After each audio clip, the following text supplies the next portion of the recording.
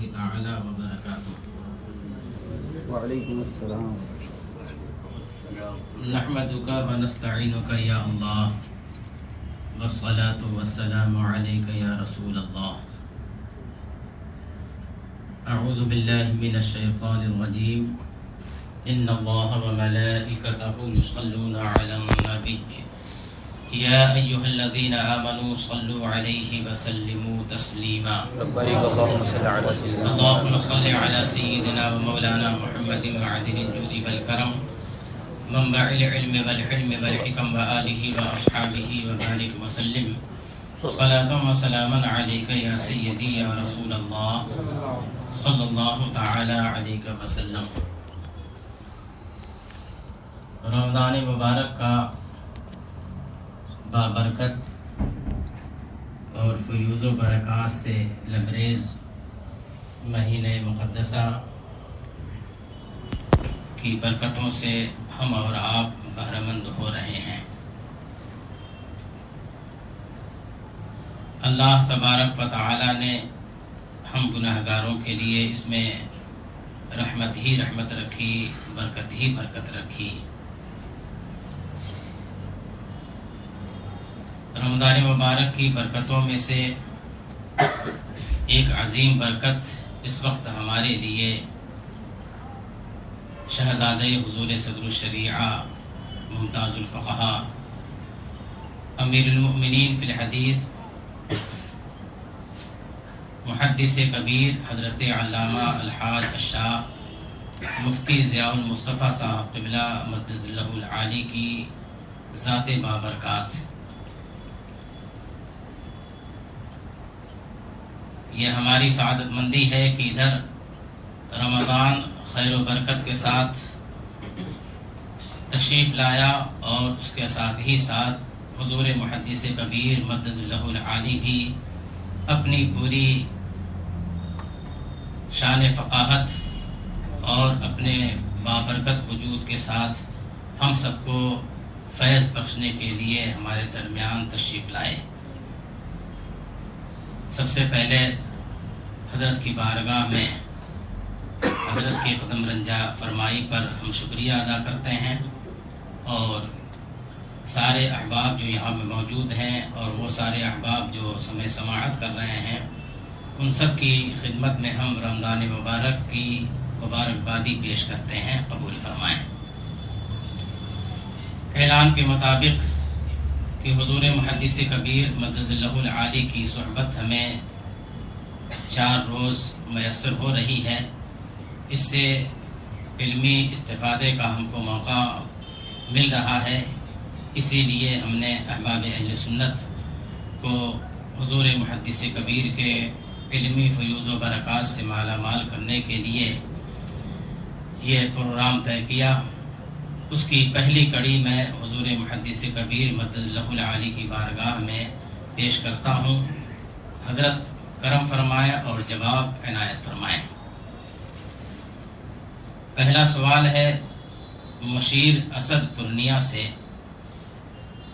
حضرت کی بارگاہ میں وہ سلام عرض کرتے ہیں. السلام علیکم ورحمۃ اللہ تعالی وبرکاتہ. وعلیکم السلام ورحمۃ اللہ. وہ لکھتے ہیں کہ حضور والا کی خدمت میں سوال عرض ہے کہ اگر کسی نے عشاء تنہا پڑھی اور پھر تراویح میں شامل ہو گیا اور وتر امام کے ساتھ جماعت سے پڑھی تو نماز وتر کا کیا حکم ہوگا؟ بسم اللہ الرحمن الرحیم.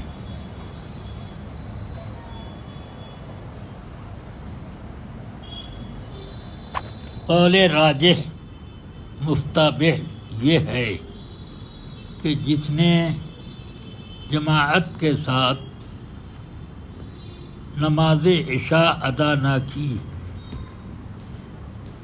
تو وہ وتر کی جماعت میں شریک ہو سکتا ہے، یعنی تنہا فرض ادا کرنے والا جماعت وتر میں شریک ہو سکتا ہے. جماعت تراویح میں شریک ہو سکتا ہے. وتر کے معاملے میں قول راجح یہ ہے کہ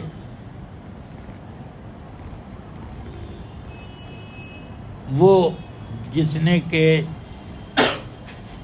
جماعت فرض نہ پائی وہ وطر بھی اپنی الگ ادا کرے.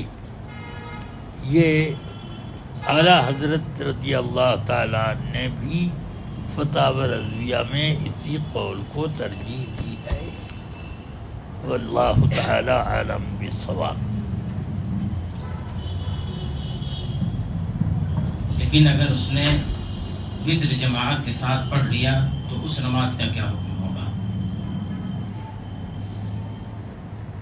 اس سلسلے میں میری نظر میں کوئی جزیہ نہیں ہے، مگر میں یہ سمجھتا ہوں کہ وطر تو اس کی ادا ہو جائے گی، مگر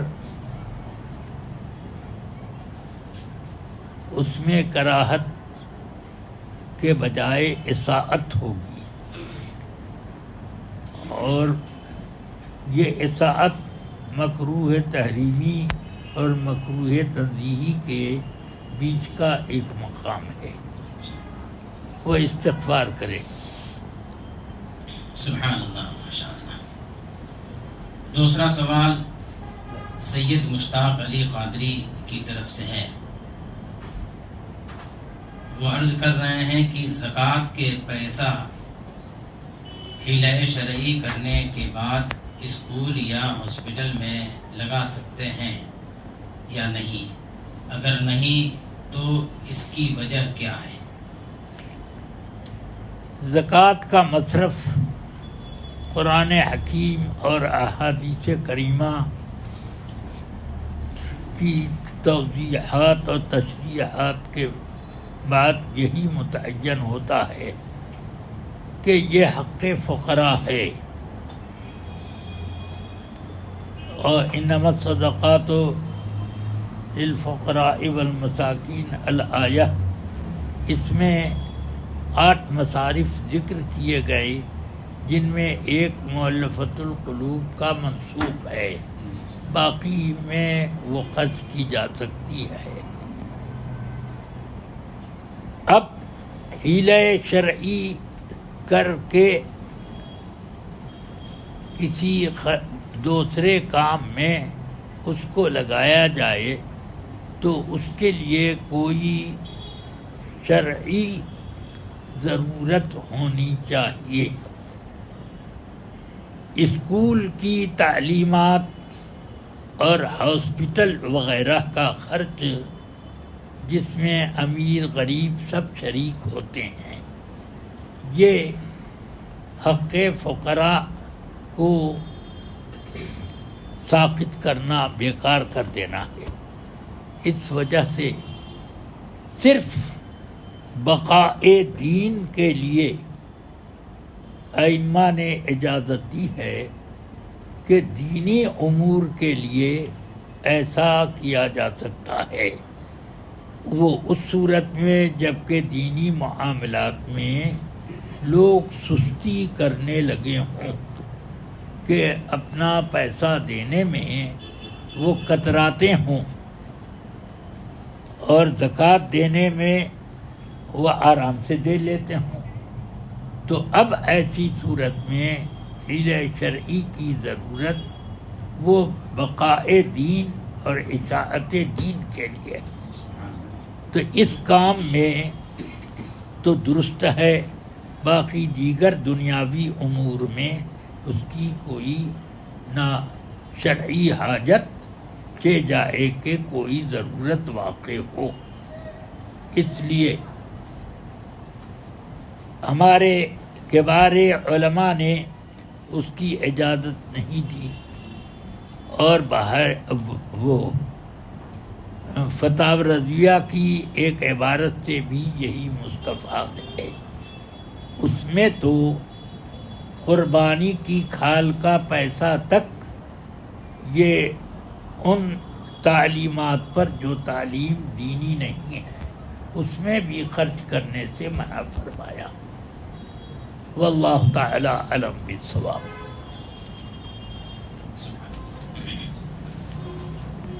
محمد نعمان خان یہ سوال کرتے ہیں کہ کافر اور گمراہ میں کیا فرق ہے؟ وہ ایک عبارت لکھتے ہیں کہ بہار شریعت میں ہم نے پڑھا کہ ایمان اور کفر کے درمیان کوئی تیسری راہ نہیں ہے، رہنمائی فرمائیں۔ بہار شریعت میں جو لکھا ہے یہی سارے اہل سنت و جماعت کا بنیادی عقیدہ ہے۔ معتزلہ کہتے تھے کہ ایمان اور کفر کے بیچ میں ایک مرتبہ ہے۔ یہ گمراہ فرقہ تھا بہت قدیم میں، یعنی حضرت سیدنا امام ابن سیرین رضی اللہ تعالی عنہ کے سامنے ایسا مسئلہ آیا تھا کہ منزلتم بین منزلتین کی بات اس نے کہی، تو اس پر واصل ابن عطا نے تو آپ نے اعتزلہ انا کہا کہ یہ ہم سے باہر ہو گیا، وہ اس لیے معتزلہ کہلاتے۔ بہرحال میں یہ کہہ رہا ہوں کہ اہل سنت و جماعت کا صحابہ کے زمانے سے لے کر اس بات پر اجماع ہے کہ ایمان اور کفر کے بیچ میں کوئی ایک مرتبہ ایسا نہیں کہ جو نہ ایمان ہو اور نہ کفر ہو۔ سمجھ گیا؟ نہ ایمان ہو نہ کفر ہو، ایسا کوئی مرتبہ نہیں۔ فاسق ہوگا آدمی تو وہ مومن تو رہے گا، ایمان ہے اس کے پاس۔ ایسا نہیں ہے جیسے معتزلہ کہتے ہیں کہ جس نے گناہ کیا، گناہ کبیرہ کیا، وہ نہ مومن ہے نہ کافر۔ سمجھ گئے آپ؟ ہم یہ کہتے ہیں کہ آدمی گناہ کبیرہ کرنے کے بعد بھی ایمان میں ہے جب تک کہ کفر کا کام نہ کرے۔ سیدنا حذیفہ ابن الیمان رضی اللہ تعالی عنہ صاحب سر رسول اللہ صلی اللہ علیہ وسلم عظیم شان، انہوں نے وہ فرمایا ان من نفاق کانا فی عہد رسول اللہ صلی اللہ علیہ وسلم، مسلمان اور کافر کے بیچ میں منافق کی جو ایک قسم تھی یہ رسول پاک کے زمانے میں تھی۔ اما الیوم فالکفر بعد الایمان، ایمان نہیں ہے تو کافر ہے، لہذا جس کو اس زمانے میں آپ منافق کہیں گے وہ بھی کافر ہے۔ یہ نہیں ہے کہ ایمان اور کفر کے بیچ میں یہ کوئی تیسرا مرتبہ ہے، یہ نہیں۔ بس یہ بہار شریعت میں جو لکھا وہ صحیح ہے۔ اس میں دوسرا جز کیا بولا اسی میں بس اتنی کیا ہے بہار شریعت میں ہم نے پڑھا۔ اب رہ گیا گمراہ سے اعتراض کرنا کہ یہ گمراہ جو آپ کہہ رہے ہیں تو یہ تو اس کو کافر نہیں کہہ رہے اور مسلمان بھی نہیں کہہ رہے ہیں، یہ کہنا چاہتے ہیں۔ وہ اعتراض گمراہ پر کفر عائد نہیں ہے، اسلام ہی کا حکم ہے، مگر کفر سے اتنا قریب ہے کہ بعض ائمہ کے نزدیک وہ کافر ہو جاتا ہے۔ جس کے کفر میں اختلاف ہے اس کو وہ گمراہی کے گمراہ ہے۔ تو یہ ایسا نہیں ہے کہ ایمان اور کفر کے بیچ میں یہ کوئی مرتبہ ہے، بلکہ گمراہ وہ ہے کہ بعض علماء کے نزدیک کافر ہے، بعض علماء کے نزدیک وہ مومن ہے جس کا ایمان سخت ترین کمزور ہے۔ سمجھ میں آئی بات؟ تو یہ بیچ میں کوئی مرتبہ نہیں ہے. جو لوگ اس کو کافر کہتے ہیں تو گمراہ کافر ہی ہوا. ایمان اور کفر دو ہی قسم ہوئی. جو لوگ نہیں کہتے ہیں کافر، وہ مومن تو مانتے ہیں، اگرچہ کمزور ترین مومن، مگر یہ نہیں ہے کہ یہ کفر اور ایمان کے بیچ کا کوئی درجہ ہو. سمجھ میں آئی بات؟ ہاں، مومن کامل بھی نہیں ہے وہ، بلکہ اس سے بھی گرا ہوا ہے. ارے وہ یعنی فاسق سے بھی زیادہ گرا ہوا، کمزور ترین، وہ گمراہ ہوتا ہے. عقیدہ گڑبڑ اس کا ہے.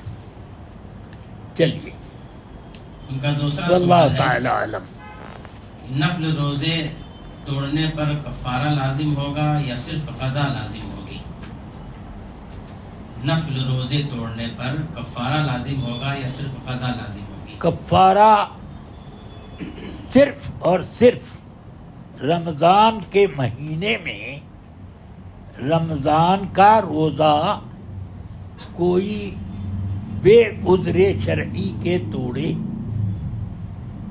سمجھ میں آئی بات؟ اگر بیماری سے توڑا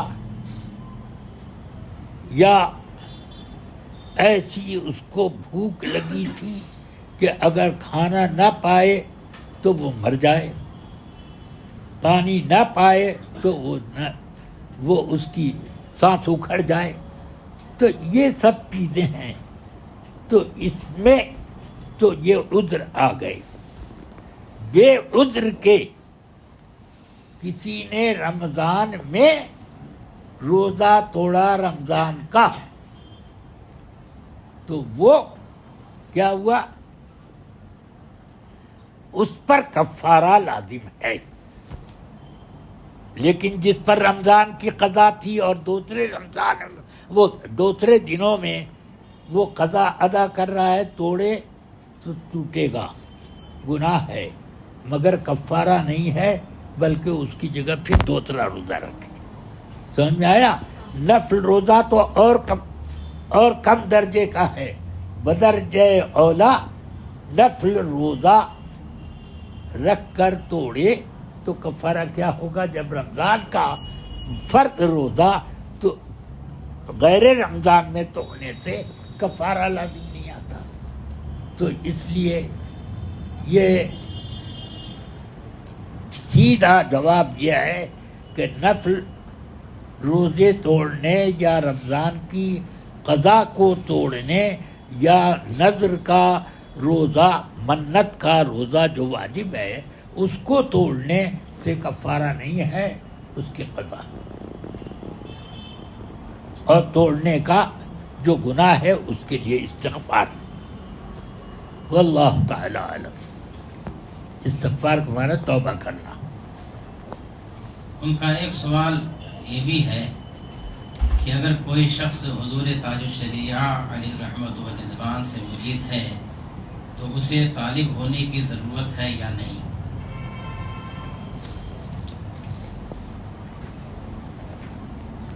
ضرورت تو بہت اہم چیز ہو گئی. ضرورت وہ کہ جس کے بغیر کام نہ چل سکے، یعنی زندگی بگڑ جائے یا دین بگڑ جائے جس کے بغیر، تو اس طرح کی چیز جو ہوتی ہے اس کو ضرورت کہا جاتا ہے. تو طالب ہونا کوئی ضرورت نہیں، جیسے مرید ہونا کوئی فرض اور واجب نہیں ہے. یہ ایک اپنی حفاظت کا راستہ اختیار کرنا ہے. سمجھ میں آئی بات؟ تو اسی طرح طالب اگر کوئی کسی کا ہوتا ہے تو اس وقت ہو جب کہ پیر دنیا سے رخصت ہو گئے ہوں، یہ ان سے اکتساب فیض نہ کر پاتا ہو، اور اس اکتساب فیض کے لیے یعنی فیض حاصل کرنے کے لیے کسی پیر کی ضرورت، وہ پیر کو کا سہارا لینا اہم سمجھتا ہو تو اب ایسی صورت میں وہ ہو سکتا ہے، خواہ وہ سرکار تاج الشریعہ سرکار مفتی اعظم کا مرید ہو سکتا ہے۔ طالب ہونے کا معنی یہ نہیں ہے کہ وہ مرید ہوا، بلکہ معنی صرف فیض اٹھانا، طالب ہونے کا یہ مطلب۔ مرید تو اسی کا رہے گا جس کا وہ مرید ہے، جب تک وہ اپنی مریدی خود نہ توڑے تب تک مریدی اس کی باقی رہے گی۔ سمجھ میں آ گئی بات؟ ہاں، چاہے 50 سال پیر کی وفات کو ہو گئے ہوں تب بھی وہ اسی کا۔ اب صرف فیض لینے کے لیے اس کو ظاہری طور پر اسباب نہیں ملتے، تب ایسی صورت میں کسی بافیض پیر سے طالب ہو جائے گا، مقصد یہ فیض حاصل کرنے کے لیے۔ ہاں، اور یہ اس وقت بھی فیض حاصل کرتے وقت اعلیٰ حضرت کی تشریحات کے مطابق یہ ہے کہ جو فیض ملے گا اس کو بھی یہ سمجھے کہ یہ پیر ہی کی طرف سے میرے یہاں بھیجا جا رہا ہے۔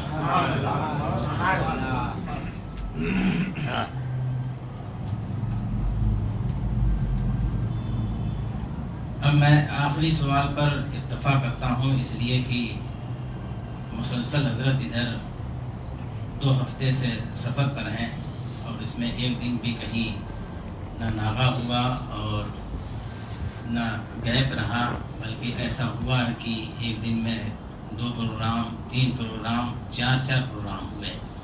اس لیے حضرت کی نقاہت اور تھکاوٹ کا احساس کرتے ہوئے آخری سوال پر میں اکتفا کرتے ہوئے آخری سوال عرض کرتا ہوں۔ سائل ہیں احسان رضا ضیائی امجدی بنارس سے۔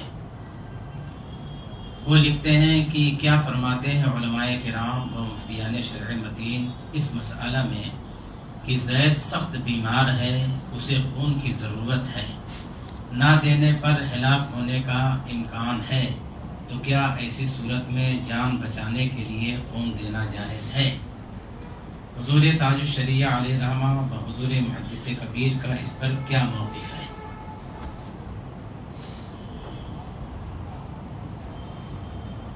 کیا کوئی یقین سے کہہ سکتا ہے کہ خون دینے کے بعد وہ بچ ہی جائے گا؟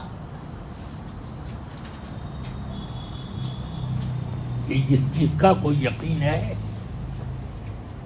علاج میں کسی بھی علاج میں یقین نہیں ہوتا، صرف کھانے کے معاملے میں اجازت دی گئی ہے ناجائز کی، جبکہ آدمی ایسا بھوکا ہو کہ اب اس کی بھوک اس کو بے ہوش کر دے یا ختم کر دے، تو ایسی صورت میں اگر حرام کے علاوہ کوئی چیز اس کو نہ ملتی تو وہ حرام سے اپنی جان بچائے۔ سمجھ میں آئی بات؟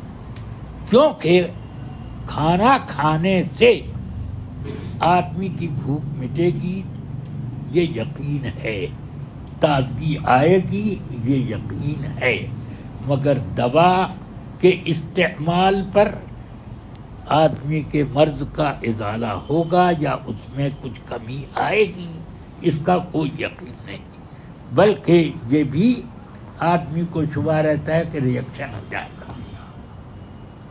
اس بنا پر علاج شریعت نے فرض واجب سنت نہیں رکھا۔ حدیث شریف میں رسول پاک نے ارشاد فرمایا 70,000 میری امت میں ایسے لوگ ہیں، بخاری مسلم وغیرہ میں یہ حدیث کئی صحابہ سے مروی، 70,000 ایسے لوگ ہیں میری امت میں جو بغیر حساب کتاب کے جنت میں جائیں گے. ایک روایت میں یہ آیا بخاری میں کہ عکاشہ ابن محصن کھڑے ہو گئے، انہوں نے عرض کی اجعلنی منہم یا رسول اللہ، ان لوگوں میں مجھ کو بھی داخل کر دیجیے جو بے حساب کتاب کے جائیں. فرمایا انت منہم، جا تو ان میں ہے. تو اب ایک دوسرے صاحب کھڑے ہوئے، فرمایا عکاشہ تم سے سبقت لے گئے، بس یہ بھی نہیں کہا کہ نہیں ایسا کروں گا، یا یہ بھی نہیں کہا کہ تو اس لائق ہی نہیں ہے، یہ وہ یہ سب نہیں، کچھ نہیں. یہ فرمایا کہ وہ سبقت لے گئے بس. صحابہ نے پوچھا وہ کون لوگ ہیں یا رسول اللہ؟ فرمایا الذین لا یسترقون ولا یتداوون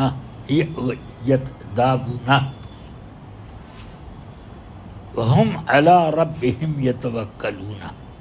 یہ وہ لوگ ہیں جو جھاڑ پھونک نہیں کرواتے اور دوا علاج بھی نہیں کرتے، بلکہ اپنے رب پر توکل کر کے وقت اپنی زندگی گزارتے ہیں. یہ وہ لوگ ہیں. سمجھ آئی بات؟ اس سے معلوم یہ ہوا کہ علاج نہ کرانا بہت بڑا مرتبہ ہے، اس نیت سے کہ اللہ جو چاہے کرے. مگر بھوک کے معاملے میں فرمایا ہے کہ اگر حرام چیز کے علاوہ کچھ نہ ملے اور وہ کھائے نہیں مر جائے تو وہ گناہ گار موت مرا. دوا نہ کرے تو وہ بہتر کام کیا اس نے. توکل یہ اس لیے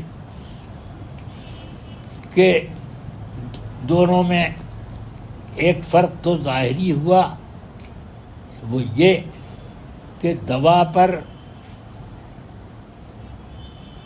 مرض کا زائل ہونا یا کم ہونا یقینی نہیں،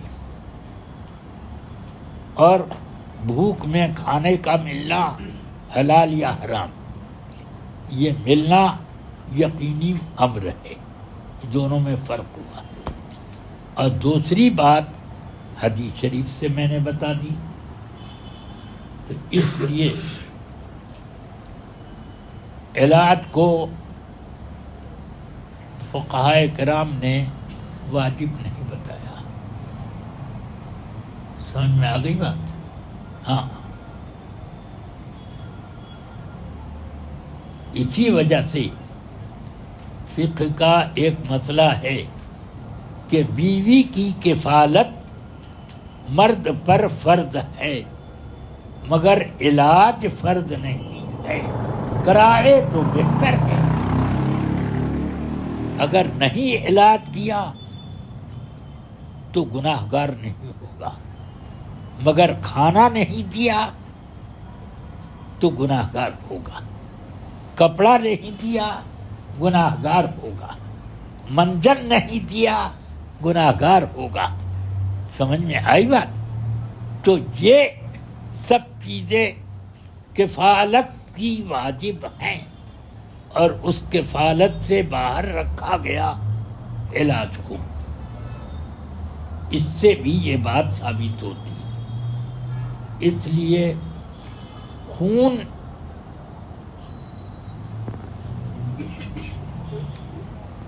اگر نہ دیا گیا تو مر جائے گا، یہ نہ یہ یقینی ہے، نہ دینے سے بچ جائے گا یہ یقینی، دونوں یقینی نہیں. سمجھ میں آئی بات؟ ہاں. اس لیے میرا بھی یہی مسلک ہے اور ہمارے ائمہ سے بھی یہی ثابت ہے.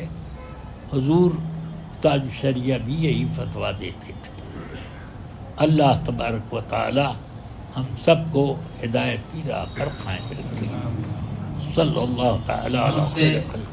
احباب نے سوال میں اپنے لیے، اپنے والدین کریمین کے لیے اور تجارت میں برکت کے لیے دعاؤں کی درخواست کی ہے، تو سب کے لیے آپ دعا فرما دیں.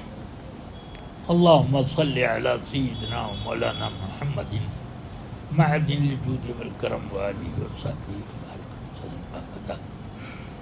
یا اللہ یا رحمان یا رحیم، اپنے حبیب پاک رحمت للعالمین شفیع المذنبین صلی اللہ علیہ وسلم کے صدقے میں ہمارے تمام احباب کو اپنی رحمتوں سے مالا مال فرمائے.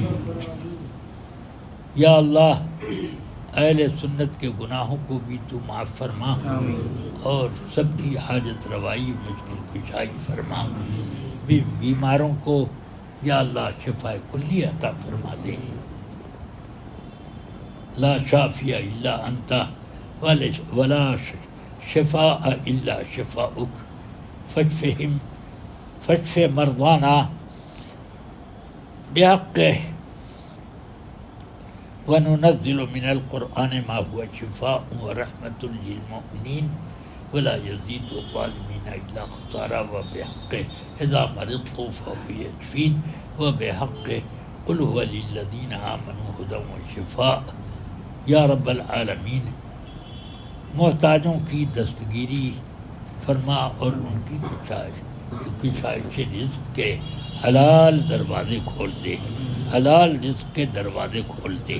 یا رب العالمین، حلال رزق کے دروازے ان کے لیے کھول دے. یا اللہ مسلمانوں کے جائز کاروبار میں تو برکتیں نازل فرما، نقصانات سے اس کو بچا. یا رب العالمین یا اکرم الاکرمین، جو اولاد کے خواہش مند ہیں خدا بندہ، اولاد نرینہ یا مطلق اولاد کے خواہش مند ہیں، خدا بندہ ان سب کو تو اپنے کرم سے صاحب اولاد بنا دے. بحق هو اللہ الخالق الباری المصور لہ الاسماء الحسنى بحق یا زکریا انا نبشرک بغلام اسمہ یحییٰ. رب العالمین و یا اکرم الاکرمین، ہم سب کو توفیق خیر دے. رمضان مبارک آگے آئے خدا بندہ، اس کے حقوق کی ادائیگی میں ہمیں کوتاہی سے بچا اور ادائیگی کی توفیق رفیق عطا فرما. حقوق رمضان کی ادائیگی کی توفیق رفیق عطا فرما. روزوں کو بھی ہمارے روزوں کو مکروہات سے بھی بچا.